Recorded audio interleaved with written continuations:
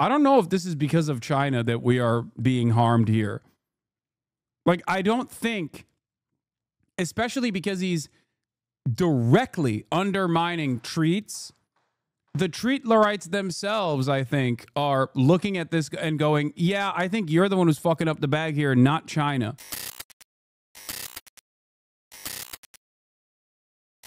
Thank you.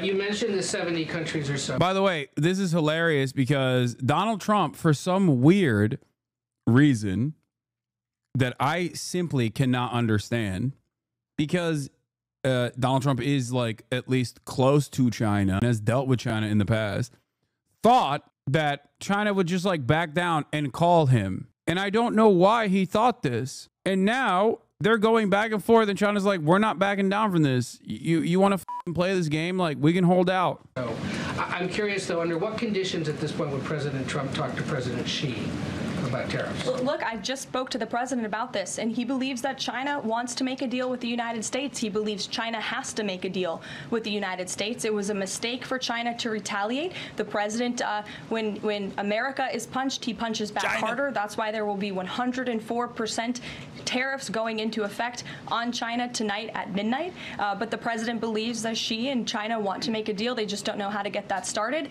And the president also wanted me to tell all of you that if China reaches out to make a deal, he'll be incredibly gracious. Oh, now he's going. Yesterday he was saying China's paranoid. Yesterday he was talking about how Xi wants to call me. He just doesn't know what my number is. Today he's like, Xi, I would be so gracious. Here's my phone number. I'm just, oopsie, did I leak my phone number? Come on, Xi. For good old time's sake, remember my granddaughter knows Mandarin. Come on. Xi Jinping. Give me a call. Give me a call. Xi, call me. Call me Xi. Xi, please, Xi. I've learned how I've learned how to speak Mandarin. Come on, Xi. Tian Shang, Tia Yang, Hong Ya, Hong Tong Tong E. Xi Shong, De Taiyang, Xi Mao Zedong E. Dao Ling Dao Woman, De Xi. Renmin Fashion, Dao Zhang, Zhou Zhou Zhu Rain. Xi, call me Xi. Yeah, Xi Oe. Yeah, Xi Oa. Renmin Fashion, Dang Zhang, Zhou Zhou Zhu Rain. Believe it, Xi. But he's going to do what's best for the American people. So China has to call first? The Chinese want to make a deal. They just don't know how to do it. But the president will be implementing these 104% tariffs on China tonight. And under what conditions? Wait, come on, dude. Mandarin. Trump talking Mandarin is a banger, and you know it. I've had two bangers on the China stuff. The one is like the Chinese hog that hates affirmative action for the Uyghurs and the Tibetans. And the second Chinese banger now is Trump speaking Mandarin. Ni hao, Xi. Ni hao.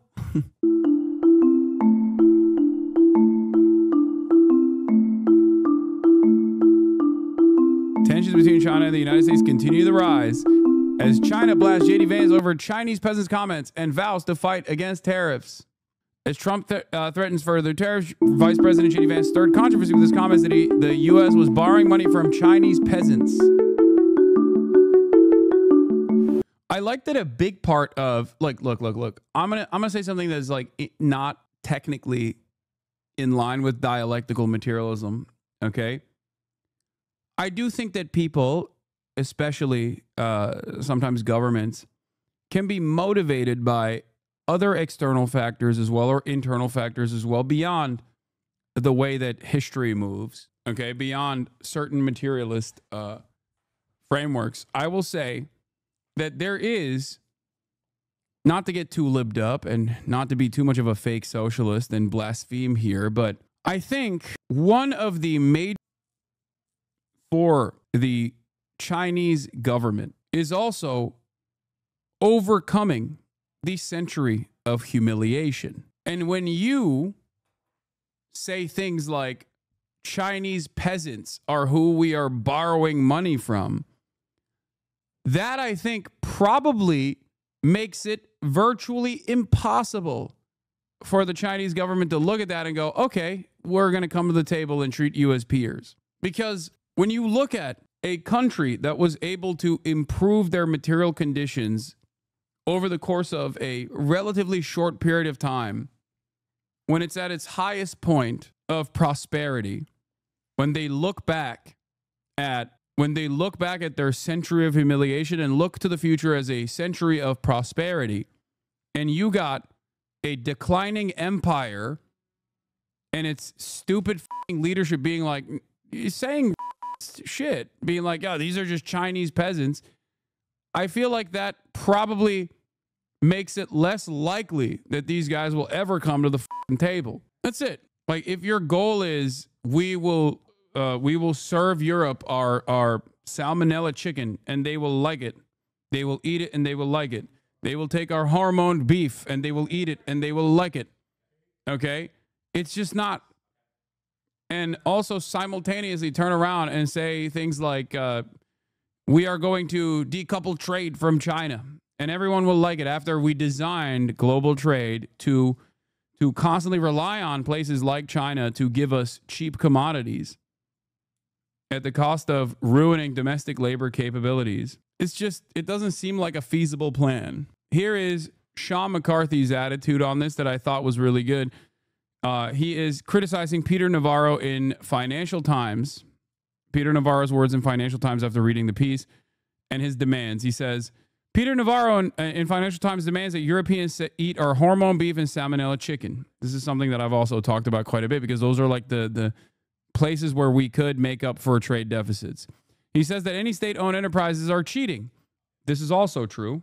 This is unironically a big part of the European anger as well. Remember Ursula von der Leyen's words a year ago, where I told you, like, Ursula von der Leyen, I showed you, was like very angry at the subsidies that the Chinese government was giving the electric vehicle companies, and therefore they were making EVs at a price point that manufacturers to compete with. They consider that cheating. This is the basis. They are mad that a command economy will absolutely dominate global trade. And instead of looking at that and going, wait, why don't we do that? We have unimaginable amounts of wealth. Why don't we also do that? Why don't we also use this wealth to drive wages down, or not drive wages down, sorry, drive prices down while keeping wages up through subsidies? Instead of doing that, they're just saying like, no, they're just cheating. You should also do it the way we're doing it. Freudian slip, yeah. I can't even fucking entertain a hypothetical scenario where European leadership, European capitalists will ever fucking not drive wages down. That there will not be any negotiation, that the sweatshop slaves Americans exploit for cheap goods have been ripping us off the entire time. Navarro absolutely wants a full-blown trade war with China. This is true. Wall Street is not pricing this in. They're smart people. Maybe they know Navarro will lose influence and Trump will reverse himself here. Maybe they're in denial. Navarro's goal is full-scale reshoring by private capital. Because, and this part is very important, state-owned enterprises are cheating. He has no plan to manage this transition or reduce the pain it would bring to the U.S. consumers. He expects private capital to do it all himself. This is a major problem here because the enemy is not China. The enemy is capital. And the American government cannot recognize this because the American government is designed around literally combating that attitude. The American government will never, ever engage in anti-capitalist initiatives, things that actually harm the profit margins. They can't do that. They are not designed to do that. This is precisely the problem. This is also the reason why the reshoring initiative will be a spectacular fucking failure. There's no sign that Trump disagrees with any of this. Both correctly identify U.S. trade deals as a problem, but ideologically they cannot countenance any role for the government in fixing the problem, except for giving free money to connected private sector firms. In China, 9 out of the 10 largest firms are state-owned enterprises. There are state-owned banks for industry and agriculture. There are state-owned petroleum, railway, chemical, and steel companies. Maybe the Chinese system is just better. Maybe if manufacturing and industrial capacity is important to the USA, we should ensure their continued existence through our own state-owned enterprises. Of course, this cannot even be discussed here. It's socialism, and it doesn't work even though it's working fine in China every single day. So we are going to pray to God of the free market to fix this.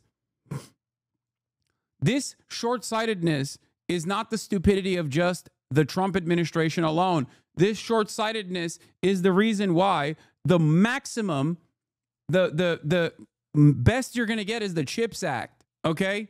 It is straight up a byproduct of the duopoly that we have in the United States of America, where the most you are going to get out of the Democratic Party, which is supposed to be the ostensibly left party here in this country, is going to be a neoliberal private-public sector partnership where private capital fixes the problem in a magnanimous fashion, and yet they have never done such a thing, and they will never do such a thing. Okay? Of course they are not going to do that. They're just going to take the money and do exactly what they've been doing. Those short-sighted multinational firms who would rather buy back their own stock than invest in R&D are suddenly going to make long-term investments in reshoring in the middle of a massive global recession. We might as well start making human sacrifices at the altar of Milton Friedman at this point. For now, the stock losses are just numbers. In the weeks and months ahead, they will transition to layoffs and consumer price increases, stagflation. At that point, there will be a major pressure to reverse. At that point, it will probably be too late, unless we want to allow some role for the government. No, I didn't think so. I'll be arrogant enough to say I think financial markets are wrong in their belief that Trump will repeat this usual pattern of getting small concessions and dropping the issue. Navarro is in charge until he causes too much damage to be fixed by a simple reversal. If he had his way, we'd all eat shit for the next 4 years while he waited for his cargo called private capital to solve everything without any defined government plan. Basically, buckle up, and for the love of God, let's start talking about the need for U.S. state-owned enterprises to fix this mess. That's it. That's it. Because as I've said time and time again, the notion that like, oh, reshoring manufacturing is going to fix this problem is idiotic, because the people that are talking about reshoring manufacturing are actively stating that they have no intention of improving wages, and they have every intention to automate this process so that we can keep prices low. This does not mean better jobs. This does not mean any new jobs at all. This simply means the same wealth disparity that exists and the same depressive forces on the pre-existing jobs that are available still very much exist in this country. People don't want to work in a factory for the sake of working in a factory because they're like super autistic and love being on an assembly line, doing the same fucking steel press motion every day for 8 hours a goddamn day. They like it because they fantasize about the 1965 standard of working a 9 to 5, clocking in, clocking out, and then being able to take care of their children with one fucking parent in a 2-parent household, working and being able to pay for a home and being able to create some semblance of upward social mobility for the next generation because they can go to college and they can pay for college. That's what they're fucking fantasizing about, not the aspect, the menial labor aspect of such things. Okay? It's very stupid. Baba burada bağırmayın birbirinize ne olur. Kendimi duyamıyorum baba. Düşünemiyorum. While the WTO technically allows challenges, its dispute resolution system is functionally broken and the consequences have been catastrophic. This dispute resolution system is also functionally broken as a consequence of America undermining the court's power, by the way, the World Trade Organization's power. We did that. The U.S. has brought several high-profile agricultural trade disputes to the WTO, targeting foreign bans on poultry, hormone-treated beef, and genetically modified crops. In nearly every case, the U.S. prevailed, but the victories did not matter. The EU's ban on hormone-treated U.S. beef was challenged in 1996, ruled illegal in 1998, and yet the EU has not lifted it. Name one charity you have donated to that goes directly to improving the material conditions of Palestinians. Wait, what? Dog, I've raised literally multiple millions of dollars for charities that actively work on the ground. What? I effed? Is it effing? What's happening? It's not effing on my end. As someone yapping about the genocide in Palestine, how much of your own money have you donated? Hundreds of thousands of dollars directly to charities and causes that go directly to improve the material conditions of Palestinians via tangible aid and resource before today. And can you prove it? Or are you ever donating your time?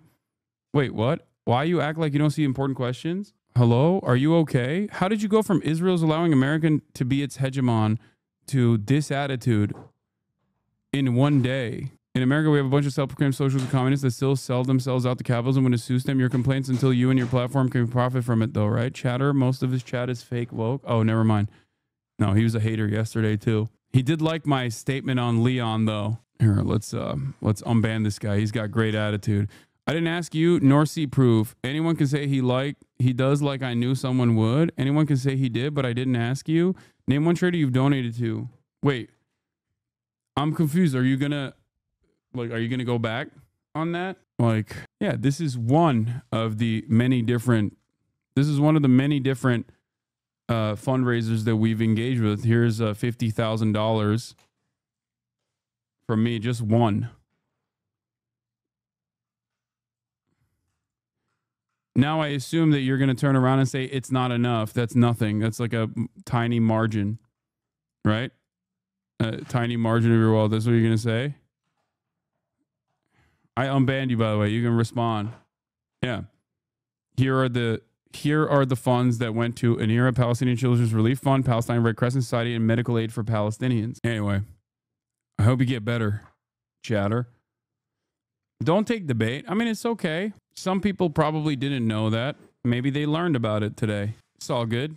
Maybe that person was just genuinely confused. These aids do not reach Palestinians anyway. That's not true. That absolutely is wrong. You're wrong about that. As a matter of fact, when an aid organization is no longer able to work directly on the ground, we change our fundraising efforts, and we work with other aid organizations, like in the Creators for Palestine charity. We did other aid organizations that were still actively working on the ground. So you're wrong about that too. Why is this guy not responding? I'm so confused. What happened? It's been 4 minutes. Did he die? Okay. That's somewhat of a satisfactory answer. Hope it motivated more people to donate. Oh, thanks.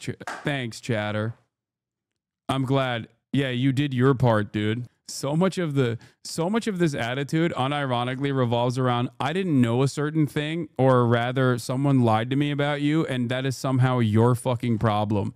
But now that I know the truth, I'm still going to take this like weird ass fucking attitude. Somewhat of a satisfactory answer. I give you direct fucking receipts. What do you mean somewhat? Hey, at least he didn't double down. Well, I put my money where my mouth is and asked the important questions. No, dude.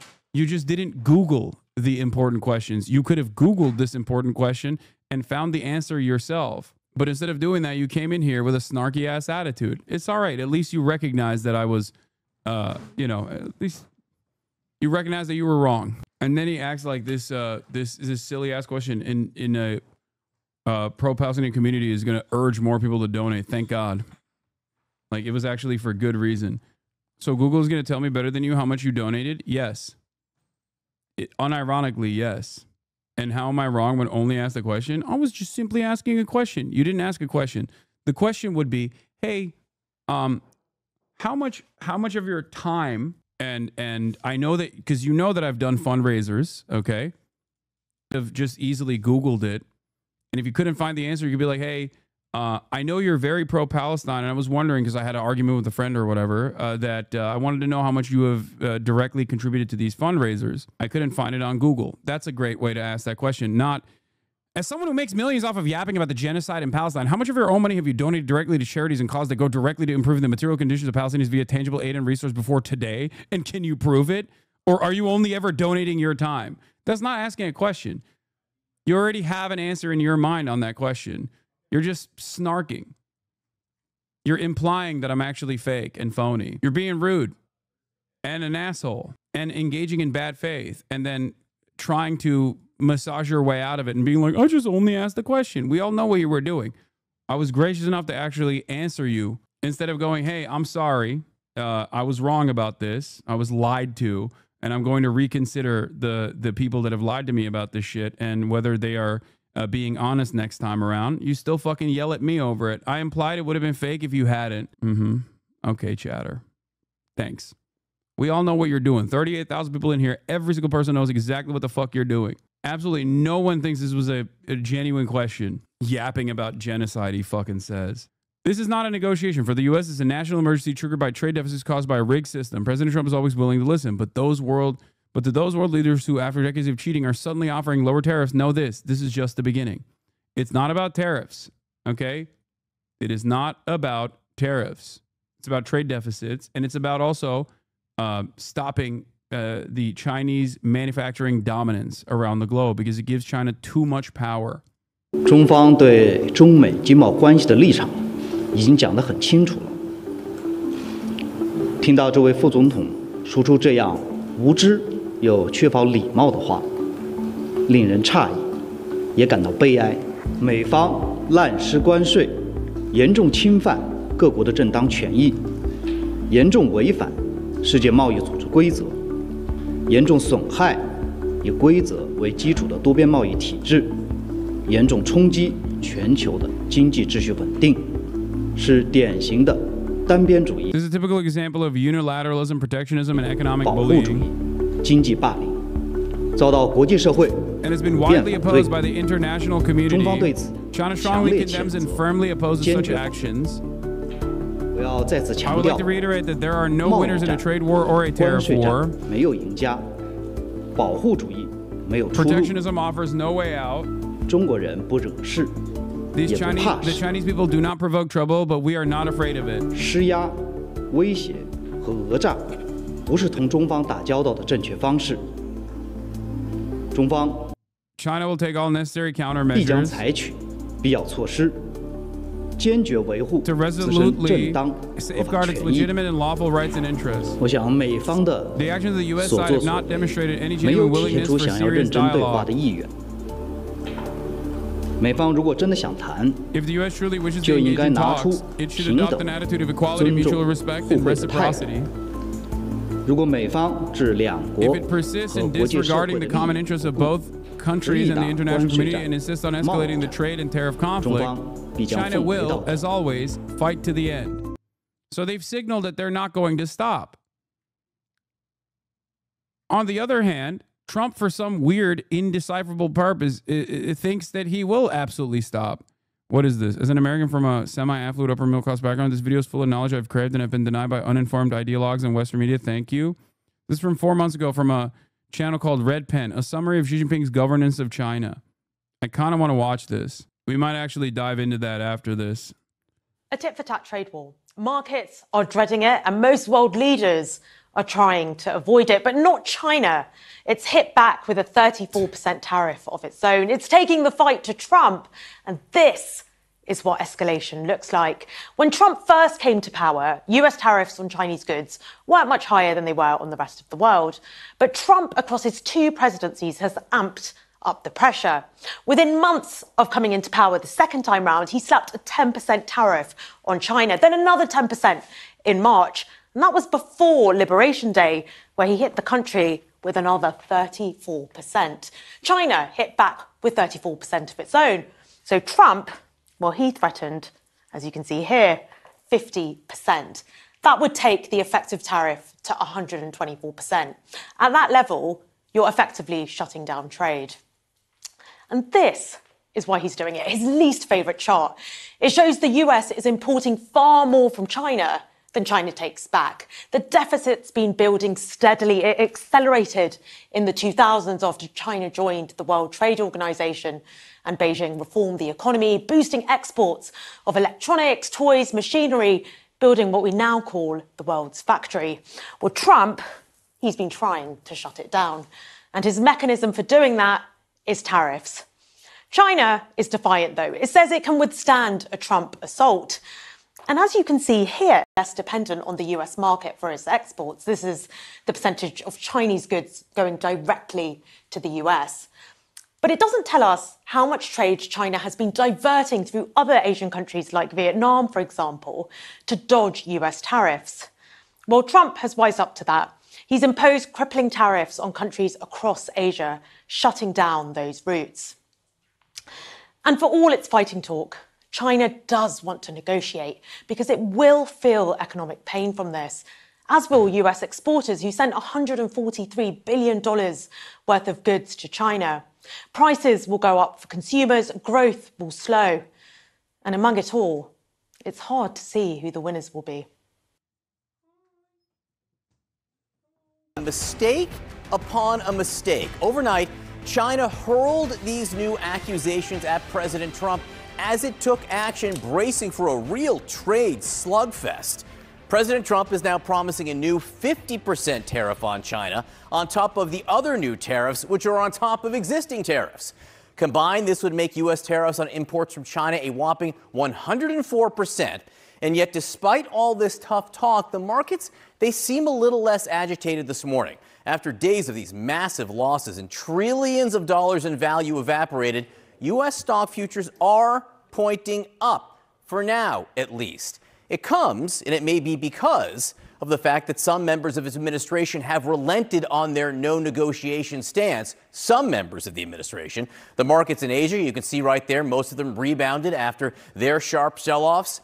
This comes, though, as China accused the U.S. of blackmail, and China is vowing to, quote, fight to the end if the president moves ahead with all of his threats. So let's get right to CNN's Mark Stewart in Beijing here, because the rest of Asia is in a different place than China is right now, and China really seems to be gearing up for a serious fight. Indeed, John, despite what the White House may want, China and Beijing is making it very clear that it's not going to budge. And once again today, we saw this shift from diplomatic language to something that's China defined after Trump threatens additional 50% tariffs. China is escalating after Donald Trump started this. China is not escalating. They're not escalating. They're reciprocating. These tariffs are reciprocal. And I think what's interesting about this process is that maybe I'm wrong on this. Maybe I don't know the normies and their attitude here. But regardless of the xenophobia that they demonstrate on a regular basis, I think Trump doing this in a spectacularly belligerent manner is even causing the dumbest of Americans to go, I don't know if this is because of China that we are being harmed here. Like, I don't think, especially because he's directly undermining treats. The treatlerites themselves, I think, are looking at this and going, yeah, I think you're the one who's fucking up the bag here, not China. To use a metaphor, the Chinese economy is not a pond, but an ocean. The ocean may have its calm days. What's up, Beijing? But big winds and storms are only to be expected. Without them, the ocean wouldn't be what it is. Big winds and storms may upset a pond, but never an ocean. Having experienced numerous winds and storms, the ocean will still be there.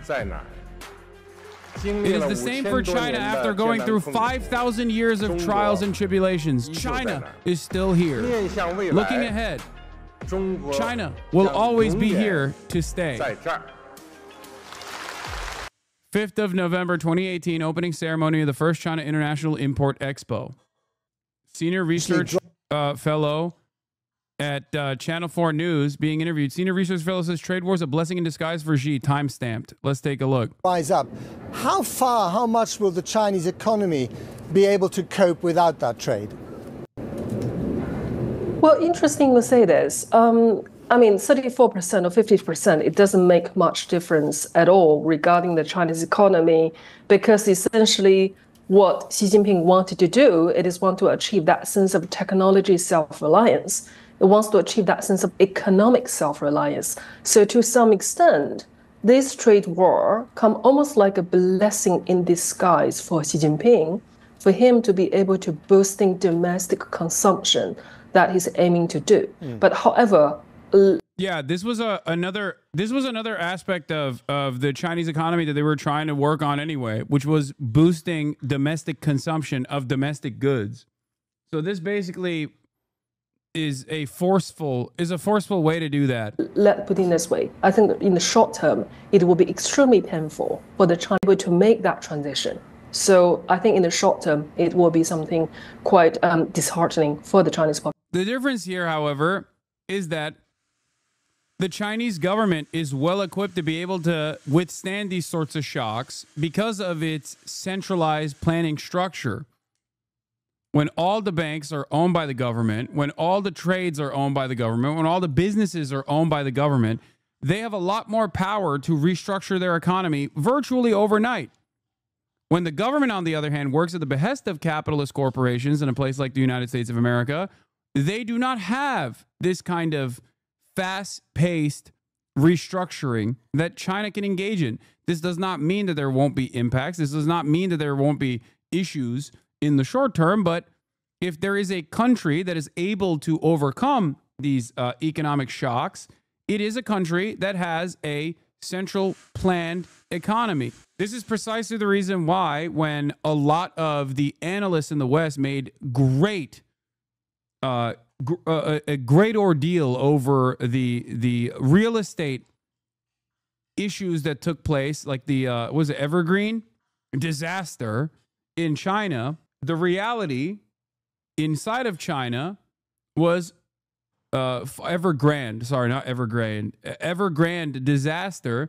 The reality internally in China was very different. Oh, Mhud, I already watched pieces of this, and then I stopped watching it because it was the stupidest thing I've ever seen. Greg Buttfeld talking about how the tariffs are going to be the ultimate testosterone because they're so stupid. It's only a matter of time before Trump says if countries want to avoid tariffs, they can become part of the U.S. He said that in a way that Canada can avoid tariffs. Yeah, I mean, that's not going to happen. Do you see what I'm saying, though? Like, America for far too long has been able to dominate countries that have less diverse industry, less diverse economies, like single resource economies like Venezuela that weren't able to quickly and rapidly diversify with the state sector coming into agriculture, for example, and suffered grave consequences as a consequence of that. I mean, suffered grave consequences with America's sanctions regime. Venezuela is a great example of this. America is able to dominate Venezuela, but I don't think America can dominate China with the same ease, because not only do they have a robust, not only do they have a central planned economy, but they also have a robust manufacturing capability where they can overcome external pressures and external shocks such as this one. Even if in the short term they stand to lose, I think that its rapid urbanization, its even development and also its infrastructure will able to withstand these sorts of outside pressures.